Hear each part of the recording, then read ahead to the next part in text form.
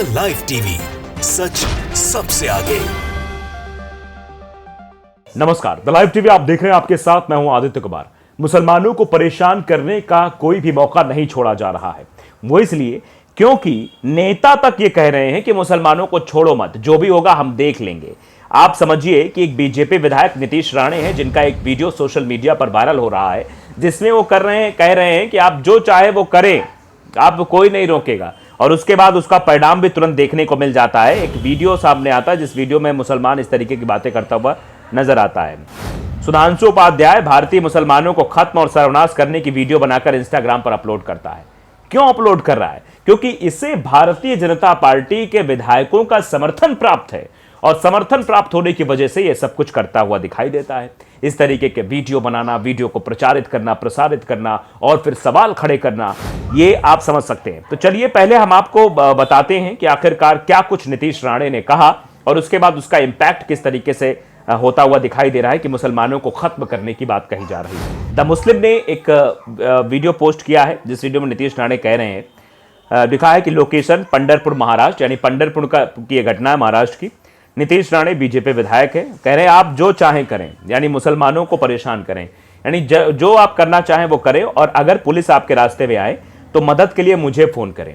मतलब अगर पुलिस आपको परेशान करती है तो मदद के लिए तैयार है। शायद यही वजह है कि इंस्टाग्राम पर जिस व्यक्ति ने वीडियो पोस्ट की है, उसको इस बात का इल्म है कि हम कुछ भी करेंगे, कुछ भी विवाद उत्पन्न करेंगे तो हमारे साथ तो विधायक जी खड़े हैं, विधायक जी को तुरंत फोन मिलाया जाएगा और विधायक जी हमारी सेवा में तत्पर हाजिर हो जाएंगे, क्योंकि हमने मुसलमानों को परेशान किया है।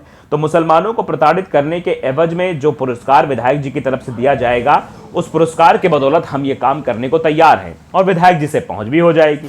तो अपने आप को सोशल मीडिया पर वायरल करवाने के बाद इस तरीके के कांड किए जाने की कोशिशें की जा रही हैं, ताकि सोशल मीडिया में और विधायक जी की नजरों में भी हम अच्छे बने रहें।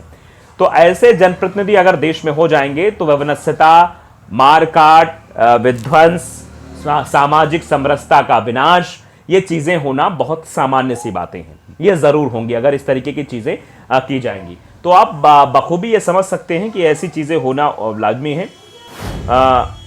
पुलिस मेरे साथ किसी भी चीज अभद्र भाषा सहित के लिए कुछ नहीं करेगी, क्योंकि हमारा बॉस सागर बंगले पर बैठा है, यानी फडणवीस।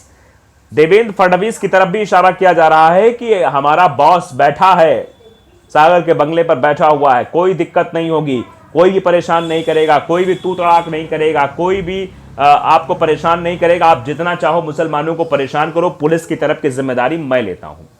अब समझिए, ये सीधे सीधे तौर पर बढ़ावा देना है कि नहीं है, आप इस बात का अंदाजा लगाइए। और उसका रिजल्ट भी तुरंत दिखाई दे रहा है, उसका जरा टाइम नहीं हुआ। और यह भी कहा जा रहा है, अगर कोई अधिकारी आपके रास्ते में आए तो उसे जोरदार तमाचा मारना ना भूले। यानी अधिकारियों को, जो पढ़ा लिखा आईएएस पीसीएस लेवल का अधिकारी, आईपीएस लेवल के अधिकारी को तमाचा मारने की छूट खुलेआम विधायक जी के द्वारा दी जा रही है। कि विधायक जी कह रहे हैं कि आप मुसलमानों को तंग करिए, मुसलमानों को परेशान करिए, कोई दिक्कत होती है मुझे फोन करिए, क्योंकि हमारा मालिक, हमारा कर्ता धर्ता, जिसका हमारे सर के ऊपर हाथ है, वो फडणवीस जी बैठे हुए हैं। और अगर आपसे कोई बदतमीजी करता है, कोई अधिकारी आपके रास्ते में रुकावट डालता है जिस कार्य को आप संपन्न करने जा रहे हैं, यानी मुसलमानों को परेशान करने वाला काम, उसमें अड़चन डालता कोई अधिकारी, तो उस अधिकारी को तमाचा मारिए। यह सीधे तौर पर सिखाने की कोशिश की जा रही है।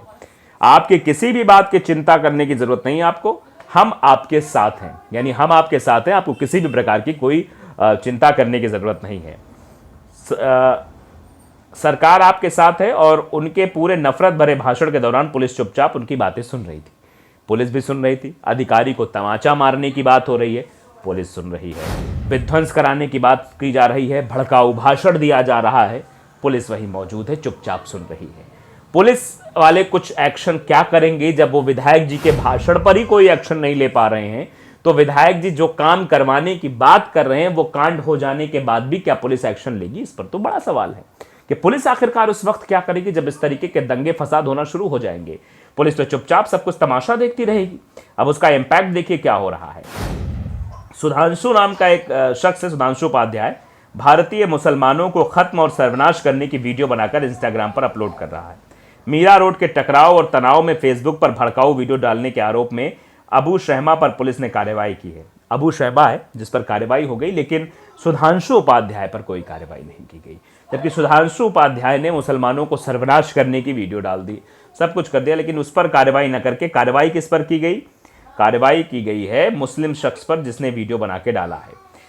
वो उसका नाम है अबू शहबाज। तो आप समझ सकते हैं कि किस तरीके की वैमनस्यता फैलाई जा रही, किस तरीके से चीज़ें हो रही है। मीरा रोड में मुसलमानों के ऊपर प्रताड़ना हो रही है, लेकिन किसी भी हिंदू के ऊपर कोई कार्रवाई नहीं हो रही है। और इस तरीके से विधायक आकर बोल रहे हैं, उनके ऊपर भी कोई एक्शन नहीं लिया जा रहा है। तो आप ये अंदाज़ा लगा सकते हैं कि मीरा रोड का आखिरकार क्या हाल है और क्या चीज़ें वहाँ पर हो रही हैं। वीडियो वहाँ वायरल हो रहे हैं। मीरा रोड पर झड़प क्यों हुई? तुम लोगों को कौन बचाने आता है? मीरा रोड पर झड़प क्यों हुई? क्या हुआ पूरा केस? ये भी स्टडी है कि शिकायतकर्ता ने आगे बताया कि नया नगर लोधा रोड पर करीब 10:30 यानी 10:30 बजे एक लड़का मेरी कार के सामने आ गया और कहा कि अब देखते हैं तुम लोगों को कौन बचाने आता है। इतना कहने के बाद मेरी कार और मेरे साथ चल रही कारों को रोक दिया, जिसके बाद लगभग 50 से 60 लोगों की भीड़ रॉड लाठी डंडा लेते हुए नजर आई। ये कहानी जो है बनाने की कोशिश की जा रही है। महाराष्ट्र के मीरा रोड पर अयोध्या में राम मंदिर के उद्घाटन से पहले हुए बवाल के दौरान हुई झड़प पर पुलिस ने कार्रवाई के बाद हालात को काबू में पा लिया था। इसके बाद पुलिस ने आरोपियों के घर पर बुलडोजर भी चलाया था। 21 जनवरी को जब लोगों का एक समूह भगवान राम मंदिर का चित्रण करने वाले भगवा झंडों के साथ लगभग आधा दर्जन वाहनों का जुलूस जब अल्पसंख्यक बाहुल्य इलाके से गुजर रहा था, तो दूसरे समुदाय के लोगों ने आपत्ति जताई, जिसके बाद तीखी बहस और झड़प हुई थी।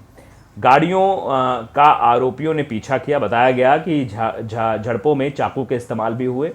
एक व्यक्ति को मामूली चोट आई, जबकि कुछ उपद्रवियों ने लाठी डंडे से कई वाहनों के शीशे तोड़ दिए थे और दूसरे समूह पर पथराव भी किया। मीरा रोड पर हुई इस झड़प के मामले में एफआईआर की कॉपी सामने आई है।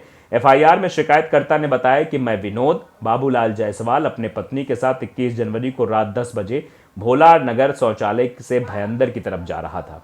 तो चलिए स्क्रिप्टेड एक स्टोरी बताई जा रही है।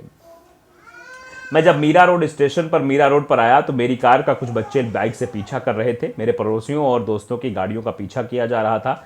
मीरा रोड पर जब मैं पहुंचा तो वहां पर बहुत अधिक ट्रैफिक था, इसलिए मैंने आगे से यू टर्न ले लिया। इसके साथ ही पिछली सभी कारों ने भाईंदर वापस आने के लिए यू टर्न लिया, लेकिन वापसी सड़क पर भी ट्रैफिक था, इसलिए हमने अपनी गाड़ियों को शिवार गार्डन से बाएं मोड़ लिया। शिकायतकर्ता ने आगे बताया कि 10:30 बजे एक लड़का मेरी कार के सामने आ गया, कहा कि अब देखते हैं तुमको कौन बचाता है। इतना कहने के बाद मेरी और मेरे साथ चल रही कारों को रोक दिया गया, जिसके बाद लगभग 50 से 60 लोगों की भीड़ रॉड लाठी और बल्ला लेते हुए नजर आए।